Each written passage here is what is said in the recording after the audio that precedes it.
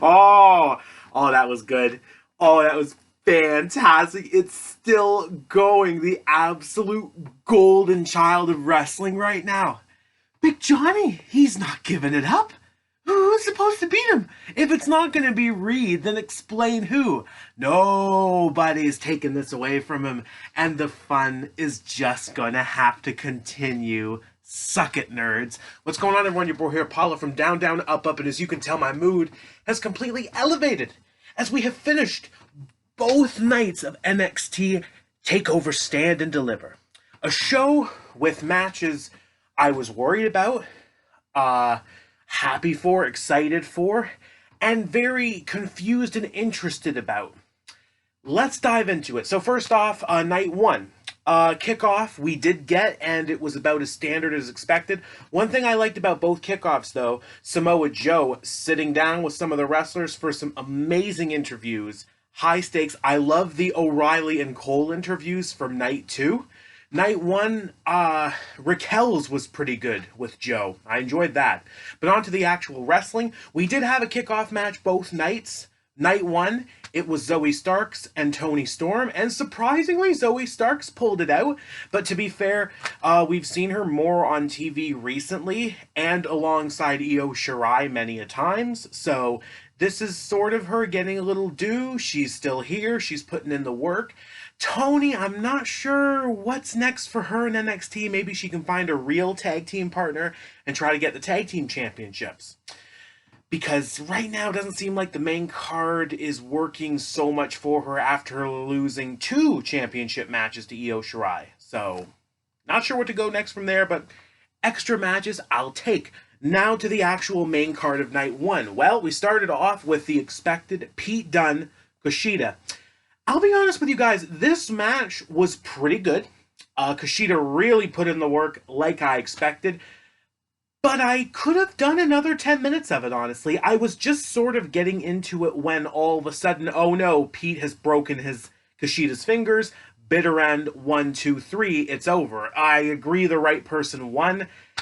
A little short, but then again, maybe night one wasn't a big complaint too when it comes to the time of matches, because I'm pretty sure night one was a bit more, what's the right word for this situation?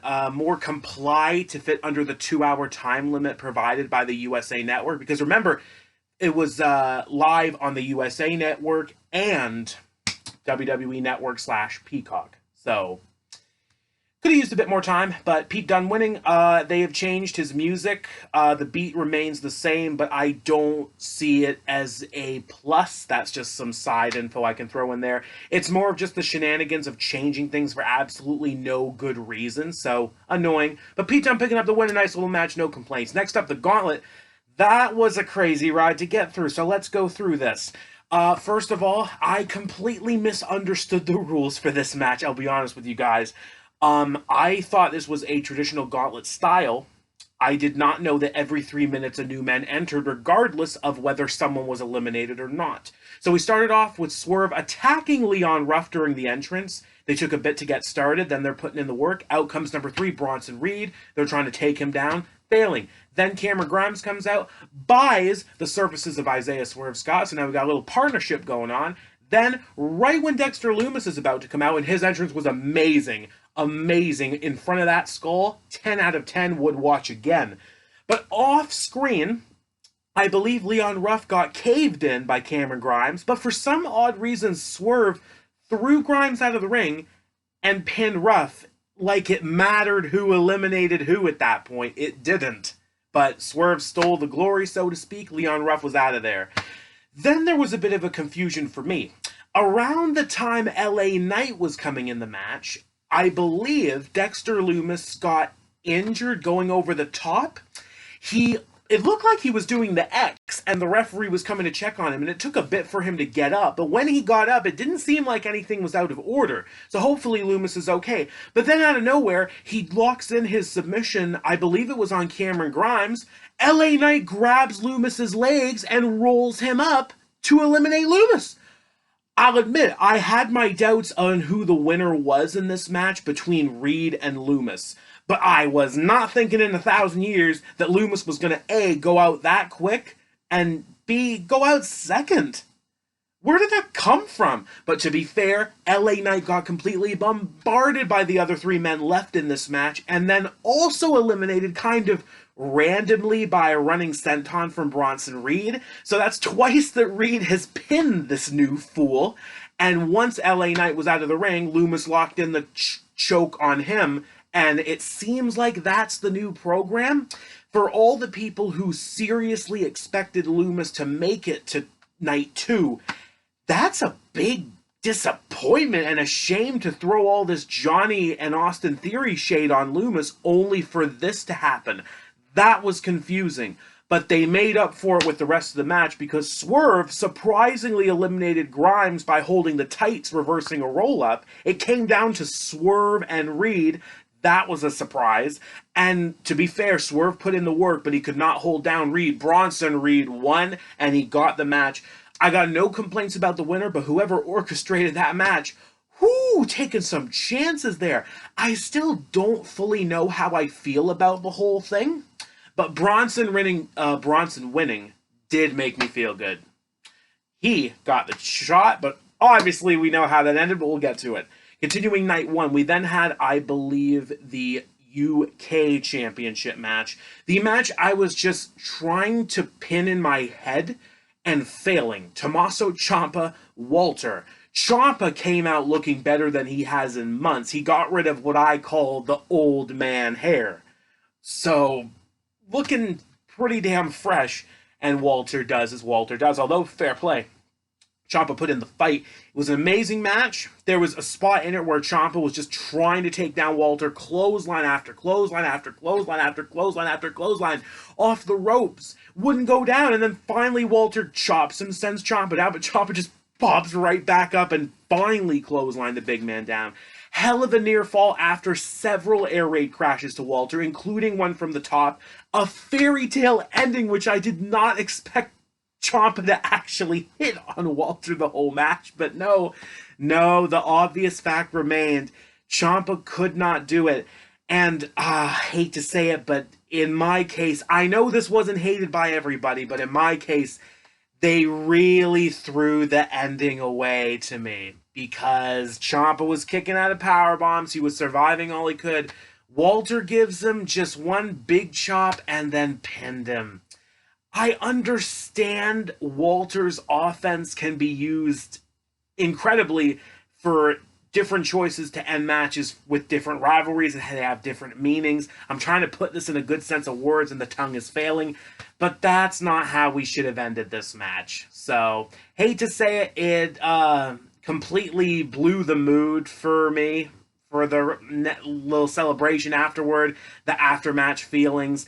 Walter retained, though, and if you can look aside the finish, amazing match, and possibly the best quality of the whole week when it comes to straight-up singles match. Because, we got more to talk about. We're still going. Next up, vacant tag team championships on the line. MSK going against Santos Escobar's boys, Legado del Fantasma, or Fantasma. Honestly, I struggle all the time with those names, but I'm pretty sure Raul Mendoza and Joaquin Wilde, and the Grizzled Young Veterans, a.k.a. Zach Gibson and James Drake.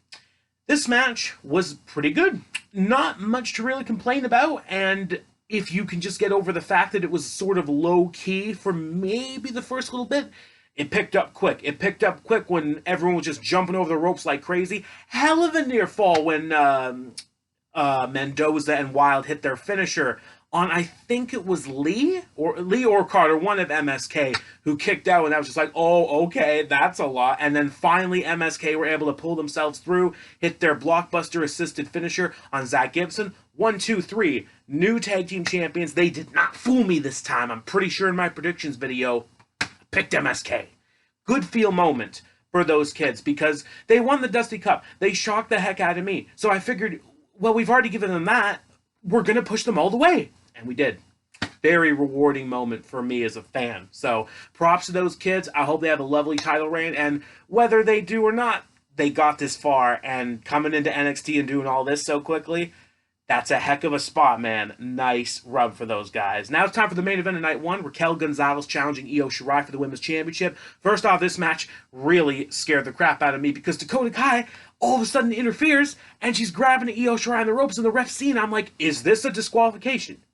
We literally just started this match. But the referee sent Dakota away and smart choices were made. The match itself afterward, it was okay. I'm not going to give this like a huge spotlight moment. They did what they could under the circumstances. Great spot when Io jumped off the skull in the freaking entrance ramp on to Raquel, and then hit another moonsault in the ring, but Raquel wasn't going away with the L. She came back, got her one-arm powerbomb outside and in the ring. 1, 2, 3, new NXT Women's Champion, Raquel Gonzalez. This worked for so many reasons in my head because they had just been teasing this since War Games. Like, oh, she pinned the champion. The spotlight is getting on Raquel. And they tried to tease us out of it because they pushed her away from the World Championship. We did the whole Women's Dusty Cup. They got to be the first tag team champions, as in Raquel and Dakota. But then, choices were turned around. And look where she is now. The last thing she needs to do is just dump the dead weight of Dakota Kai, and Raquel Gonzalez can go on to be the destructor of that women's division. Overall, night one was a lovely ride with the usual quality, confusion enough that you could look past to enjoy the show as a whole. So let's go into night two. Just going to bring this up a little bit more because, night two. So first off, kickoff.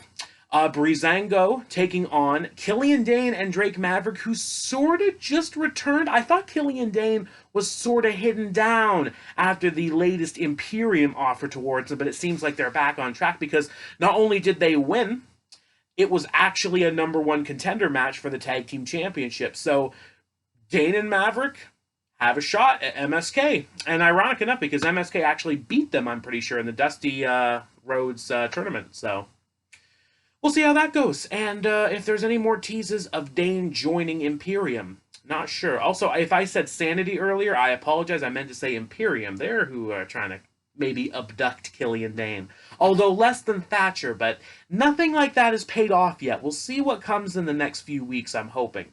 Moving on, though. That was lovely start. Main show. Ladder match. Unifying the Cruiserweight Championships. Jordan Devlin, champ in the UK. Santos Escobar, champ in the States. This was good. For what I was expecting, I didn't expect too many flips, let's say, on ladders or through ladders. These two did more than I expected. There was a tease halfway through, though. Escobar's boys coming out to help. Looked like Escobar had it won, but not quite. But in the end, Devlin couldn't do it. Santos put him through a ladder from the top of one, climbed up and grabbed the belt, celebrated with the sun after. And more that I think about it, I can see why they went with this decision. I had heard some rumors beforehand on the show of why Escobar over Devlin made a bit more sense. Apparently, Devlin is rumored to be having a new tag team partner in the UK. And Escobar has just been impressing more than I thought, because I did pick Devlin in the predictions, I'm pretty sure, and this could have been like a do the right thing moment, but I kind of get why Escobar won when I look at the show as a whole. It can't be too predictable, and Escobar winning isn't really a bad thing, but he has been champion for a heck of a long time now. But if this solidifies it, then we'll see what's left in his reign. It was the NXT Championship match that fixed mistakes previously made by injury, more or less, than COVID, for example, which is what ruined Devlin's reign at the beginning when COVID started. But lovely ladder match. I approve. Would watch again. If you have not seen Santos muttering to himself in the match, I recommend you watch the match and find that. That killed me laughing. I was laughing for like a good 7 minutes. And if you don't know what I'm talking about, you gotta see it. That's all I can say. Moving on to the second match. Second match was the Women's Tag Team Championship match. And for sort of a last-minute ad, it was okay. It was definitely like the most low-key match of the whole TakeOver as a whole, like both nights. Candice LeRae and Indy Hartwell coming up short against still the Women's Tag Team Champions, Ember Moon and Shotzi Blackheart. Ember hit a double eclipse, and then Shotzi followed up by her senton, I believe, over Indy, and 1, 2, 3, so the Women's Tag Team Champions. Agree completely, because they just won the belts and it would just look silly to flippy floppity floop them again. Even though Candice and Indy winning makes sense, I think they should win later, give a little bit more time for Ember and Shotzi, because the third match of the night, or at least night 2, NXT North American Championship. Bronson Reed going against Johnny Gargano, and this was good. And I'm not just throwing shade at me being a huge Gargano mark. This was fantastic. They were teasing everything. Johnny just could not hit the final beat on Bronson, but every time Bronson went to the top, it seemed like a huge mistake. They could really not just hold a solid advantage over each other. Theory was out there to interfere, only when he really needed to. But finally, after a few moves, Bronson goes for a hell of a moonsault, no dice. Gargano hits not one, but 2 final beat DDTs in the ring for the 1, 2, and 3. I love it. I'm so glad that I'm not being swerved with this title run like his second and more or less the first with this championship. Gargano came through Kushida, and now he's came through Reed. I have no idea how Gargano could lose this championship, but I've really enjoyed this reign. His stuff with the Way has been fantastic. I was a little bit worried about this on the side, though, that I didn't mention in my predictions video, because Gargano hadn't really wrestled the last few weeks in NXT. He was more just in the skits with the Way, but he came through in the clutch. Johnny TakeOver still Johnny Champion, and not at all giving it up. Highlight of the 2 nights for me. 2 matches left. NXT Championship match, Karrion Kross, Finn Balor. This one's a bit hard for me because I hate to criticize. I do. I wasn't so into this, to be honest. I'm glad it wasn't the main event. I don't know what it was. They didn't click. They didn't click to me. There was only a couple of spots I liked. I liked it when Kross was going for his back elbow, or his, at least, elbow to the back of the head, and Balor gave him a Pele instead. And when Balor had a submission on Kross and Scarlett was just like dead looking Kross gives the stare and just completely breaks out of it, goes insane. Finally gets his, well, I don't know if there's really a name for it. I would just say time's up. Boom, shot to the back of the head, 1, 2, 3. Balor, you should have brought the Demon, because your second reign as NXT champion done. Karrion Kross back in the driver's seat. He is the, I believe, only the 4th 2-time NXT World Champion in history. And I completely approve. I wanted his first reign to be as amazing as I was hoping it would be. This undefeated monster. Stupid injuries tore that away from me. So now we've made it back here. He's got the championship. I want to see where this is going to go, because honestly, I only see this guy getting better with his character and in-ring ability for NXT. But with Balor, it didn't look as good as I'd hope it would. But at the same time, I feel like Karrion Kross's character, it's a lot of K's, minus the fact that character doesn't start with K. Kross's character is good around stipulation-based matches. Him and Escobar killed each other. I feel like if there's a rematch with Balor, not only do we need the Demon, we need a stipulation. So I'm just going to throw that out there. But let's talk about the main event, where a stipulation was not the problem. Unsanctioned match, Cole and O'Reilly. Gotta refresh, because there's a lot to talk about here. First off, I don't mean to start in a downer.